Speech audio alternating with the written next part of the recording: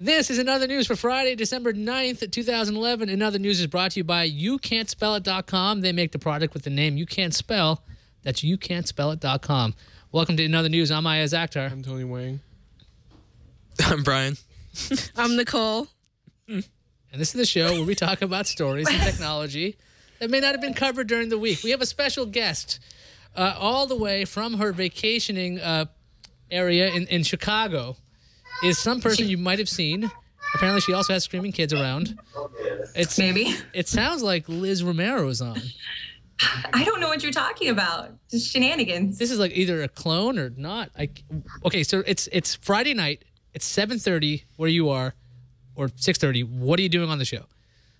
Yeah, Liz. Why are you with us? Exactly. It's gonna be. That's the kind of show it's gonna be. I don't know. I think I'm officially a TWiT nerd if I'm doing this on my time off. Hang on, let me ask everybody this. Tony, what are you doing here? Tony's having a drink. Bryan, you're off on Fridays. What are you doing here? You told me you'd hurt me if I didn't come on, so. Well, I always say I'm going to hurt you. That's a whole other thing. Oh, the hollow threats. Okay. Okay, That's so fine. yeah, you're always in. You're always in danger. Is what I'm saying. All right. You need to be clear about that. You're always. It is my day off though, but Yes, Bryan's day off, Liz's day off, and so we put him on a show.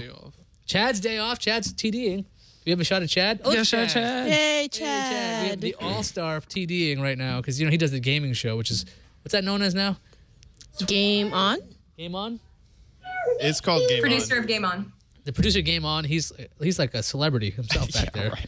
And he's That running. red area has to be. And he's running the board for us, which is like, that's crazy. So this is the show we that's cover. weird.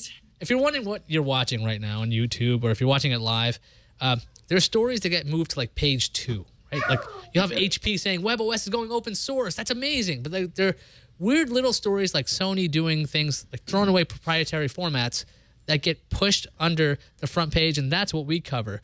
So no patent wars here, no horrible like drunken fights on airplanes with RIM executives, although that actually would fit on our show pretty well. So let's start off with Verizon and Redbox, apparently. So Verizon has been rumored to set up a Netflix competitor, but more details coming out of TechCrunch saying that Verizon is going to pair up with Redbox in setting up their online streaming thing. So you'll have an online streaming component from Verizon, and Redbox will offer the DVDs. So very much a Netflix competitor. And Netflix right now obviously getting kicked around like crazy because people are always saying, oh, you raised our rates. What was it with that Quicksters thing? And Reed Hastings, wow, he has a hard time making a good point these days. Is anybody interested in a Verizon/Redbox service other than me? Because I like competition because maybe Netflix will lower their price. So is the idea of this is essentially is Redbox trying to come up with their own version of Netflix, right? They want to have a TV and movie streaming download service by this coming May, and it's apparently called Project Zoetrope internally. It'd be very similar. It's very similar to Netflix essentially. Yeah, the thing that Redbox has been missing this whole time, we've had DVDs at these actual locations. So instead of DVD by the mail, you go to the kiosk, which is actually pretty convenient. You can reserve. Depending on where you live, of course. You can reserve a DVD or Blu-ray disc or game actually at the kiosk online, and then you just go up and pick it up. But the Verizon online streaming component would make it a much bigger competitor to Netflix because Netflix costs what, $8 a month for just streaming. If you had both of them, if they're under $15, right, they are right in Netflix territory. And again, Netflix, they've been lucky that no competitor has been anywhere near as good. Netflix has been like dominating this whole industry just because they've been the only ones around, really. I mean, Dish tried it. They have Dish Blockbuster, tried it. and they have this really bizarre situation with Blockbuster. Yeah. You guys, or wait a minute. Let me ask our DVD owning, Blu-ray owning guest, special guest from Chicago. What do you think of Verizon and Redbox joining up? Redbox is always just a thing that you're able to go to any 7-Eleven and get something for cheap. Yeah. I would never think of it to be streaming. It defeats the whole purpose. It's supposed to be you're supposed to get your cheap DVD next to a bum who's trying to get 25 cents from you. But what if you did this, right? Nicely put. You went online and you went to Redbox and you go, I want to stream this movie. But then they say to you, you have an option. Oh, it's available streaming now. Do you want to watch it now? I mean, instead of having to go next to the I mean, the bum's going to ask me this? Yes, the bum will be the IT person for I have a Verizon. question actually, because I apologize, I'm not very familiar with Redbox. Does Redbox have a return deadline? Like, do you have to return it? It's like $1 a day. If not, yeah, it's $1 a day, and if you didn't return it, then you get charged. Right, so it's not the same as Netflix then. Not exactly the same, no. So the thing is with Netflix, I've had this happen. I don't know if you guys have. Where you just leave a disc there for like a month. Yeah, that's totally what I used to do. Am I the only person that doesn't think that this is a good idea? Why do you think it's a bad idea? I mean, they're already dominating their $1.20 business. Why are they trying to compete against Netflix? But Tony, you think everything's a bad idea. I told you we shouldn't have her on the show. No, but you know what I'm saying is they're doing so well on their own. They're dominating the Kiosk?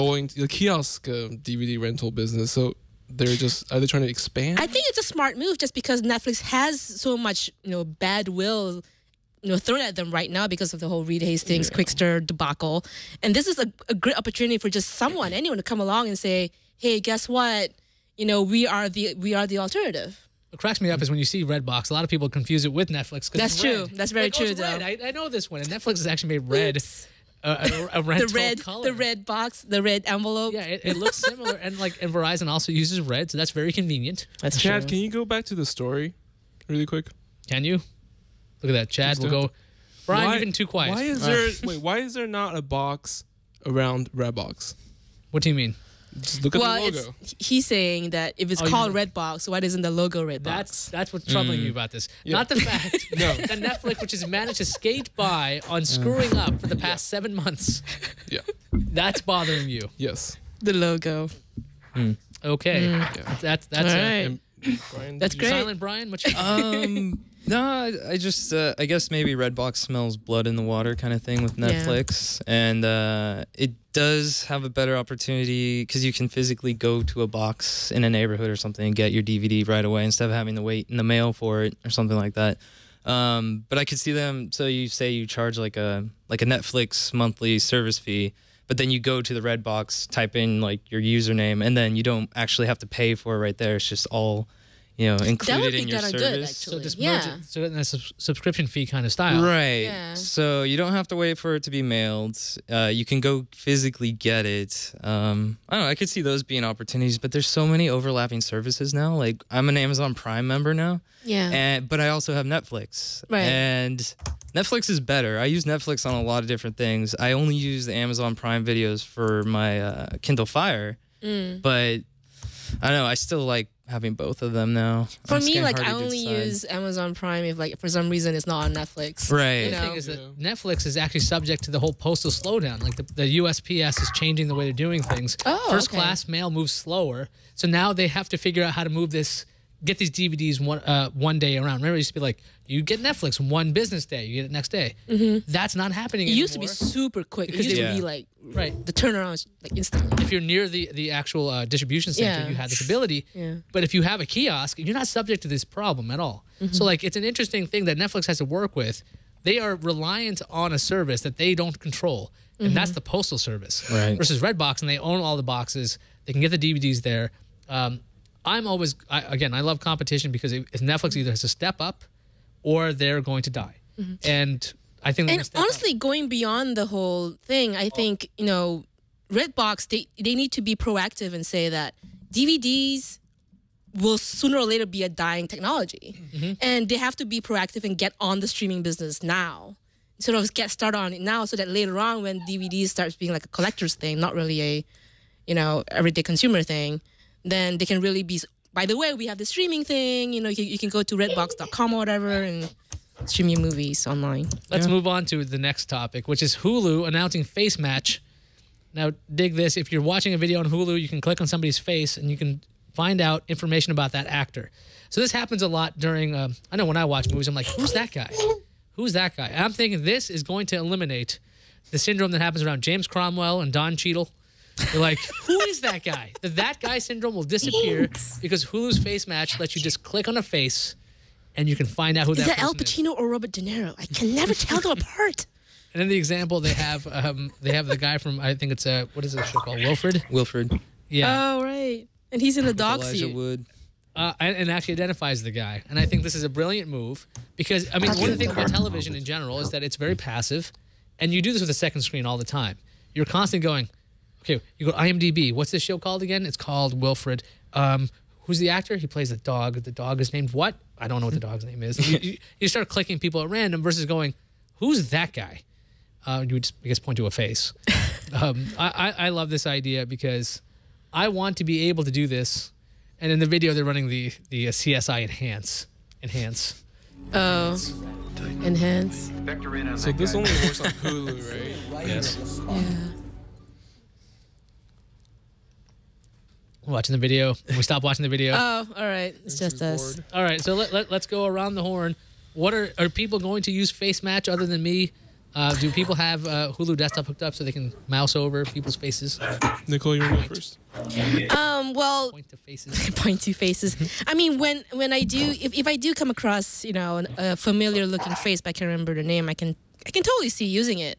Like, does it basically? Do you just mouse over it and like click on it or something like that? Yeah, you hover your cursor over an actor's face in a video to find out their name and other background information. So yeah, sure.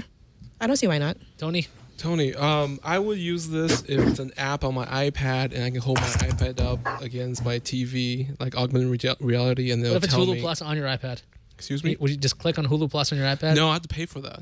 Okay, so you want to be able to do augmented reality. You're a cheap man. Brian? It's pretty cool. It would definitely help me out because I always have to look over to my girlfriend when I'm watching stuff. I'm like, hey, do you know who that is? I need that for real life. If you could like hold your finger over someosomeone's face and like, oh yeah, that's Brian. Pop up. Can we have this It'd be service great. on TWiT? Can we Let's do that. Like, who is that? What other is- shows like- is he on? This is weird. It's like a manual version. It's like a manual version of pop-up video. Stop it. Go ahead. It just seems like a manual version of pop-up video where instead of just having the little pop-ups come up, you have to manually do it.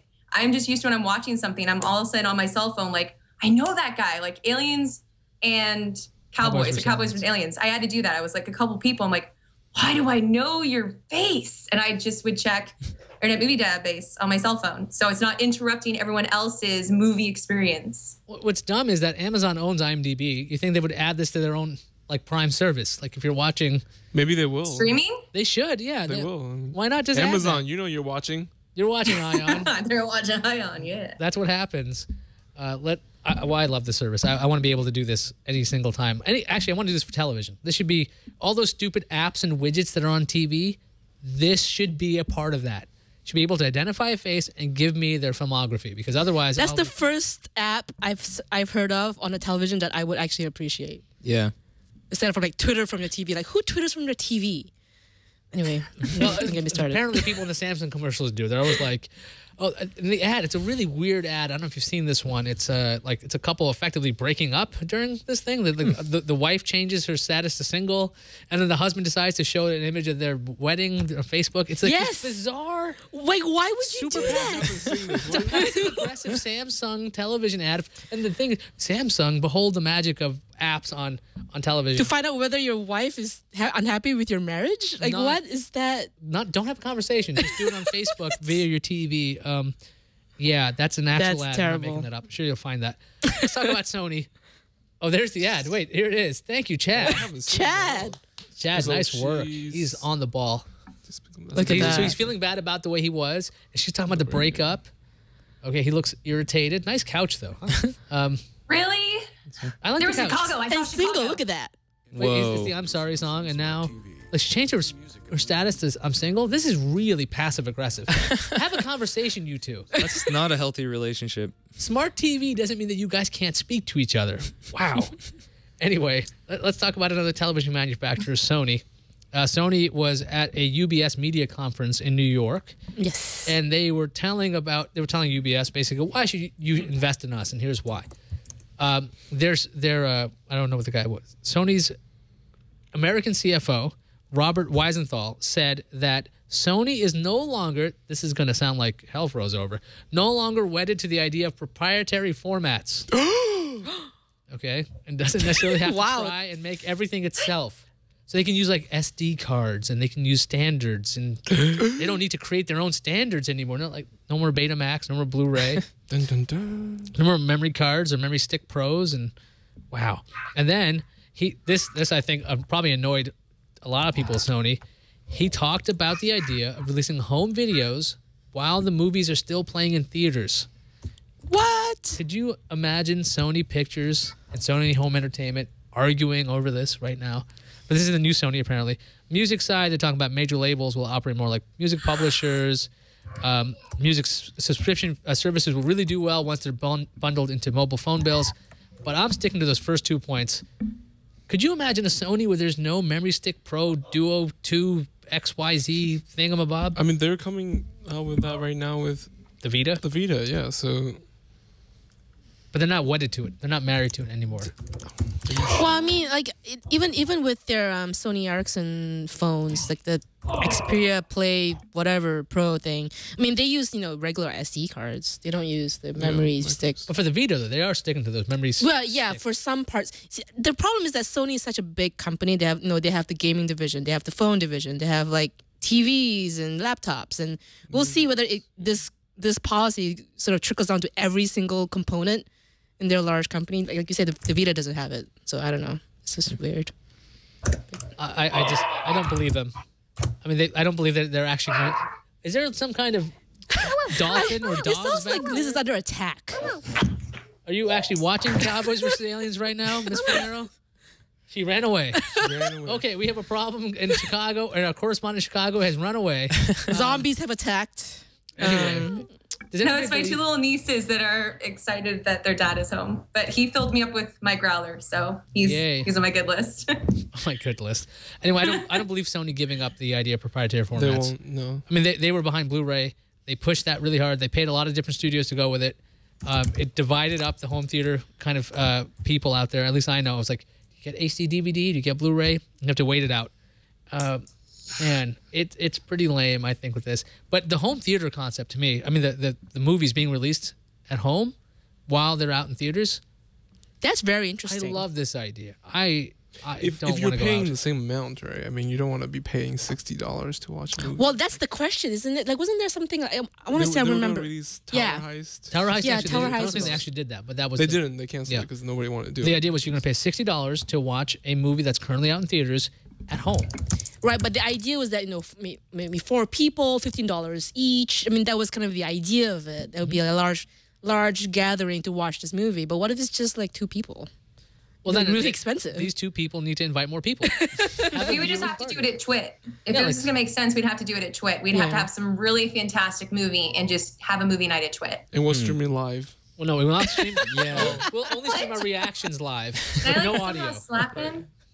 Can you virtually Can I slap? slap Tony? No, the other one. Other The wrong way. way. Bad Tony. Yeah. So anyway, I would love this. I mean, the thing is, though, Sony, like Nicole, you were saying, they have divisions, Yeah. and the problem is they are divided. They don't really like to work with each other. When Sony Music wants to do something, or if Sony Ericsson wants to have a music service, they have to negotiate like crazy. Oh, with absolutely. Sony Music. It's like, guys, you work for the same company. For example, the Sony Ericsson, the Xperia Play, which is like their PSP phone or whatever you want to call it. Like, you couldn't even, like, if you had a PlayStation account, you couldn't get to your games. You could like re-buy your games on the new platform. It's like, I already have Crash Bandicoot. Why do I have to buy it again? So they It's say, ridiculous. So Sony's going to be awesome, they say, but apparently Sony's also going to region lock their content on the PS Vita. So they're awesome, but they're lying. Yeah. You seem to be upset about this, Tony. Yeah, just a little bit. I have, I've had my PSP for 6 years now, and it's not region locked. I'm playing Initial D from Japan. It's perfectly fine. Why are they doing this? Why? It's 2011. Why are they doing 2012 by the time it comes out? Well, in the U.S. it won't be till 2012 till it Yeah, comes 2012.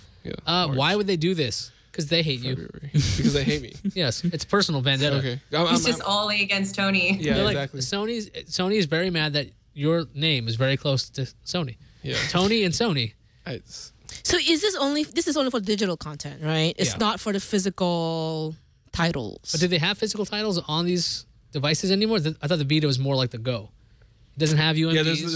Yeah, there's no UMD. Oh, by the way, no UMD. How am I gonna play all my old PSP games? You can buy them again. I can buy them again. Isn't that great? That's awesome. No. What? No, you don't want to buy your video Do you games have again? a PSP? No, but it's the same thing where my Kindle Fire, I was going to get really upset at the movies that I already had digital downloads of, and I can't put them onto my Kindle Fire. You can't do that. So I went around that and found a program where it's $10. I can literally take any single DVD I have. It will convert it to be for a Kindle Fire, and I have a digital copy on my laptop, and I can put them all on my Kindle Fire. But I was being really upset if all those freaking Blu-rays that I bought and paid a little extra for a digital download, and I couldn't put them on something that's mobile. You want things to work with each other? Are you nuts? Shenanigans. That's like the ultraviolet standard that was supposed to work. That doesn't really work. You know that. That came with Cowboys and Aliens. I just laughed at it. Yeah. You would think that somehow magically. Bye, Jason. Somehow magically. It's not a real show, guys. Bryan, why are you so quiet? He's scared. I don't know. I don't want to Brian's gonna interrupt pick. anyone. Hang on. Oh. We'll put him on a spot. Oh, there's Well, some see, What do you think, Bryan? Well, Can we get a close up on Bryan? to be honest, I didn't even know what this Vita. Well, yeah, that's pretty close. What this was to begin with. I have a PSP, and the first thing I did with it was basically root it. I put homebrew firmware on there, and then I've just been using like emulators and stuff with it. Yeah, so it's like with these kind of handheld games and things like that. Is if people want to, get the emulator or something, they're gonna find a way to do it eventually. Well, yeah. And the digital content can easily be like once somebody says you can't do this, Right. Then guess what's going to happen? it's just and you'd think Sony would have learned that lesson with all the hacking and everything that went on, but I guess they're not getting hacked anymore. Or Yeah, I think that's done. is that over? Now? That's done. People have a No, short that's memory. done. But yeah, that's over. I Didn't think. we moved on to Steam for a little bit, and then Steam got hacked. yeah, No, it's Yeah. everybody's making it right now. just,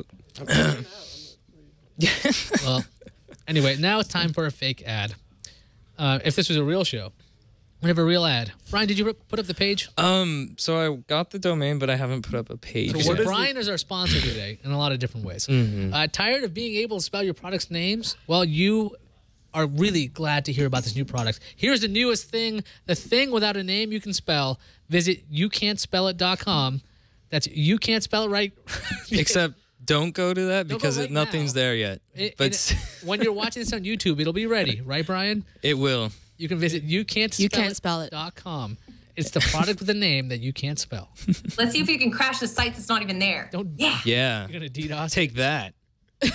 Can't hack that. Thanks for the challenge, Liz. Now we're dead. Make sure you use a Bring it Squarespace. on. Oh yeah. Can't bring down Squarespace. you can export it to Squarespace. Yeah. All right, so on to a study that confirms, this is the headline from AP. A study confirms that many of us go online for no reason. A serious study well, by this the is- Pew Research Center for Internet and American Life Project plans to release a study Friday that on any given day, 53% of 18 to 29-year-olds go online just to have fun.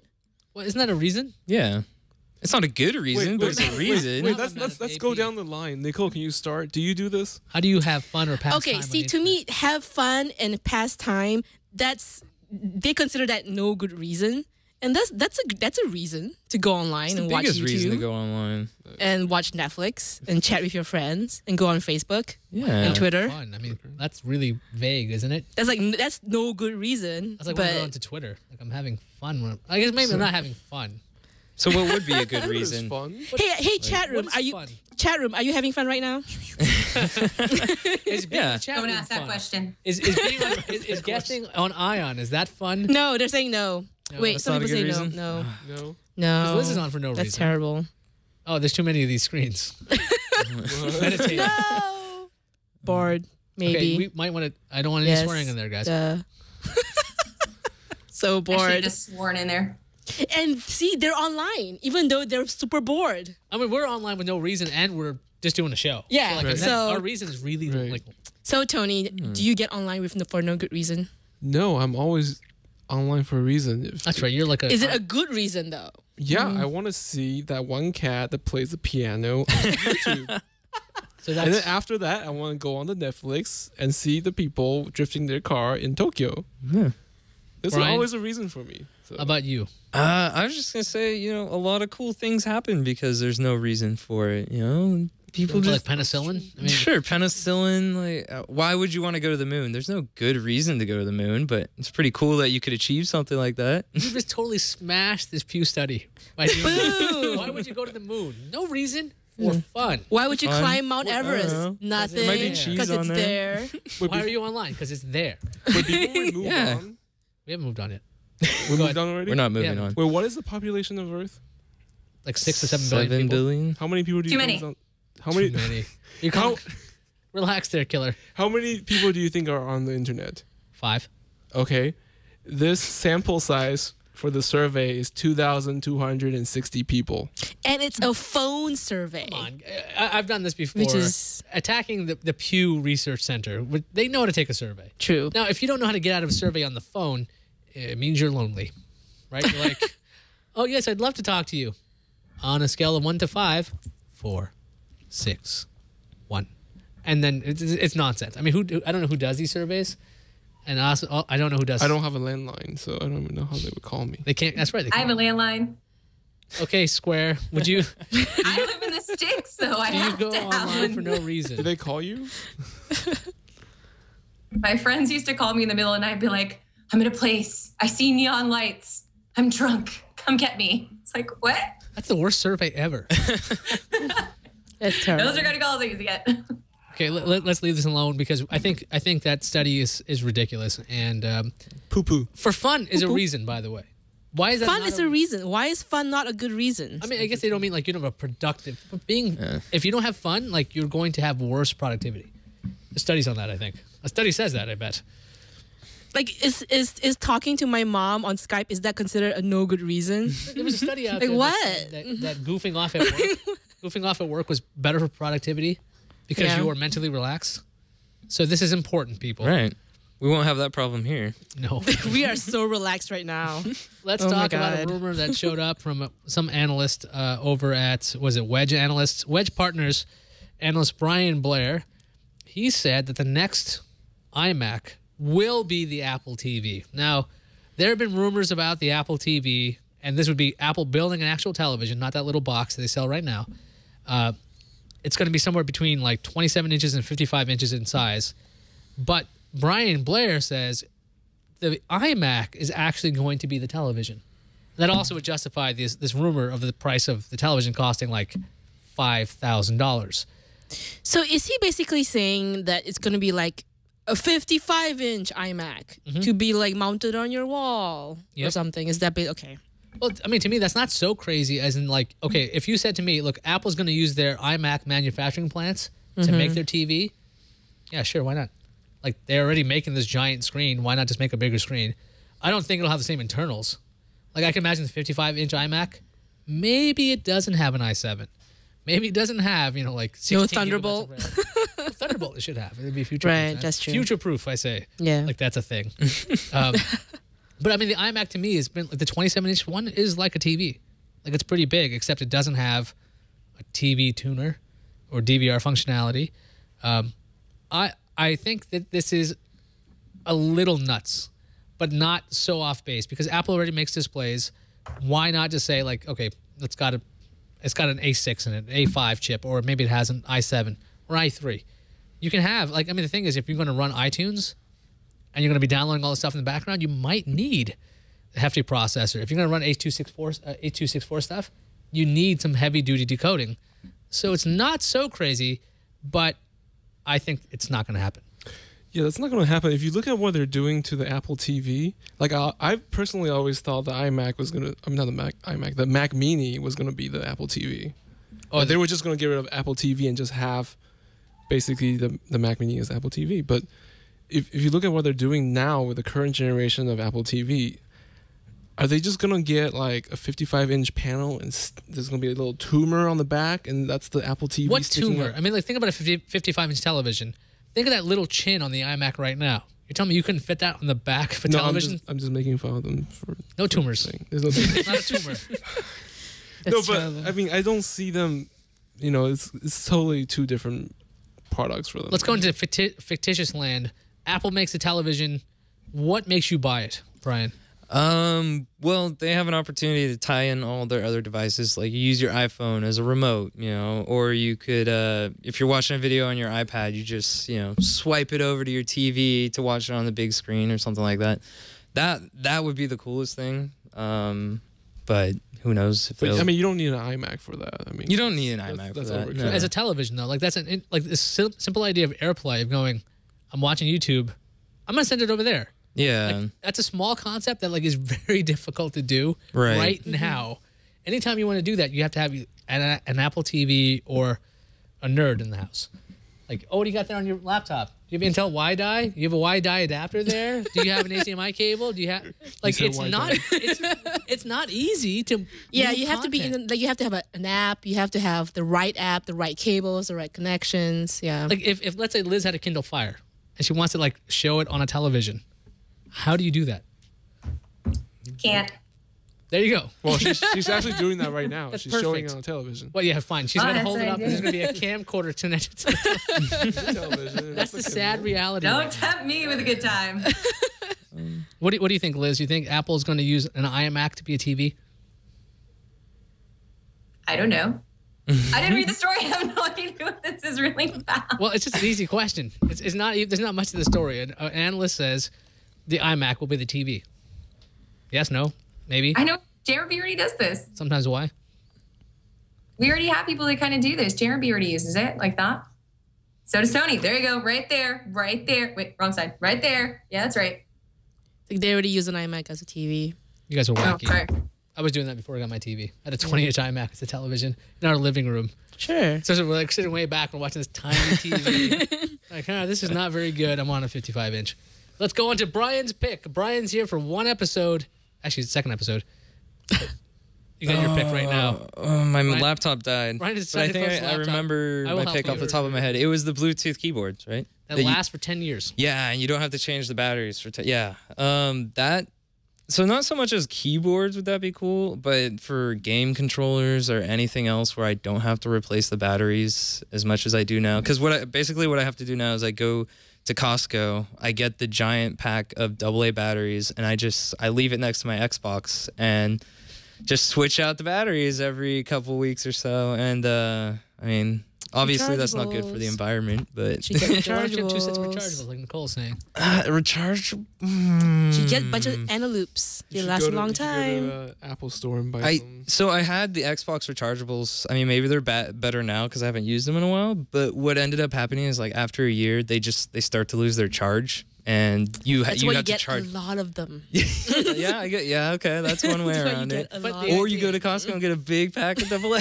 But your pick is about a Bluetooth keyboard that's going to last 10 years. that's Right, pretty right. cool. So you don't have to even worry about this, rechargeable or not. You'll be able to Right, last for 10 you'll years. probably throw the keyboard away before you ever have to change the batteries. Doesn't Logitech have like a solar powered? They do, and I have one Right here. at home. For the Well, add it in birthday. the post. Just hold it up. Yeah, right here. There it is. There it is. It lasts. It lasts pretty long. It's actually charging to a lithium-ion rechargeable battery, and And actually works off of desk lights and Yeah, not just yeah, exactly. sunlight. It'll work on those things. So if you have a monitor bright enough or a dual monitor setup, you're going to charge this yeah, you can just by having it there. Yeah. I want this keyboard, by the way. Logitech. You do. I thought about it. Okay. They'll talk. We'll talk. Secret Santa will be set up. All right, actually, this last story, the most read authors on the web, there was one very excited party on our cast here that was thrilled about it. I think it was the person in the purple sweater. Why? Is that magenta? I don't know if magenta. I don't know. Is it? You were is all it purple? psyched about this story. Is it pink? No, I wasn't psyched about it. I just thought it was dumb because Okay, fine. Well, you showed an interest in it. How about that? No. because it says that who are the most read authors on the web, and they basically use this. They basically use the metric they chose was something called Read It Later, which is like an app or something that you bookmark certain articles to read later, right? And what are the kind of articles that you choose to read later? Usually like how-to tips and so forth, which makes sense because the most highly read authors, the most saved authors, I mean, are people from Lifehacker. Adam Page, Adam Dakis, and they're all from Lifehacker because guess what? People save how-to articles from Lifehacker for later. I don't know if they're necessarily the most read, but people save their articles more. I can see that. The headlines read who are the most read authors, but at least in the chart, this is most saved authors. Now, for my Instapaper, I don't use Read It Later. I use Instapaper. I'm sure the authors are pretty similar, but the thing is, I haven't read like 80% of my stuff. I'm very behind on my Read Later, my queue. So just because they're on this list doesn't mean they're being read. It doesn't. It just means you're on a list. Like it doesn't. There's some like great version of yourself that's going to read it one day. You're like a brilliant person in the future, but it's not right now. You know, like in 2013, I'm totally reading everything. Yeah, I mean, just because you're on the list doesn't mean you're going to be read. It doesn't. It doesn't, yeah. It really doesn't. So, I mean, I think it's a little bit suspect. If you go a little bit lower down, there's another chart that says authors with the highest return rate. So these are the authors that people just keep going back to reading later, I guess. And the first one. Later again. Yeah, exactly. That's what it says. I'm telling you. I'm not making this up. Reading later again. And this one seems a little bit better, I guess, in terms of, authors you pay attention to, like Deadspin. People love Daily WTF, apparently. Apparently. I didn't know that was a thing. And Gawker. New York. Oh, people read the New York Times, huh? Classy people. Classy. And Deadspin, obviously, a lot. The Register, I can totally believe that. The Register drives me nuts. I have to use readability to read anything on it. Like I need to strip out all their, like, Britishness. The Britishisms. I have to do it. Readability does not strip that out. It just takes out the code so I can read it cleanly. Anybody Instapaper Read It Later fans here? Nobody? How about you, Chicago? Nope. Perfect. Absolutely perfect. We don't have a Kickstarter anymore. We're going to beat the heck out of a Kickstarter that we well, Tony had opinions about it, but not anymore. We've removed it. It's been gone, and we don't want to talk about that now. So don't ask us. It's really bad. Is it going to be for next week? Like what? We'll explain when you're older. Oh, Waker. You'll be older like in 5 minutes. Relax. You'll be older too. Yes, I didn't say I wouldn't be older. Let's pimp out our actual contact information. If there's a story out there that you think should get the spotlight, I mean, this happens every week. I told you, there's stories about HP doing crazy things like open sourcing WebOS or firing CEOs. HP actually all year has been a lot of fun to follow in the news. They seem to bump out all kinds of fun stuff like Sony telling itself that they're going to annoy each other with its movie division. Email us at iontwit@gmail.com. That's ION at gmail.com. Or leave us a voicemail at our awesome phone number of 321-22-OTHER. That's 321-22-OTHER. And if you don't want to learn to spell that, who is typing very loudly? 321-226-8437. She's emailing us right now. Oh, we're being emailed right now? Leave us a voicemail. And here's the thing, by the way. That phone number calls my desk phone. That's my desk back there. See that Beatles logo there? Yeah. And the whiskey? The phone's right there. The phone is right here? Yeah. Here. There it is. Yep. I think that's the phone. Yep. Anyway, right that there. calls my desk phone. So I might pick up the phone.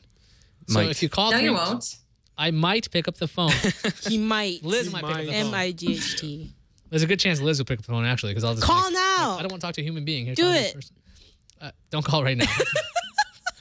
Anyway, that does it for in our news. Until next week, keep your eye on the news. And thank you to my esteemed guests, who I did not expect. First, I did expect Bryan to be here because he said to be here. Nicole, who was saying to me she wouldn't be here. And Liz, who I didn't expect to be here at all. And Chad. Thank you, Chad. Yay. Doing some great work today. Chad. And so call the number. I won't answer it. That's exactly right. And that's the episode. End recording. End communications.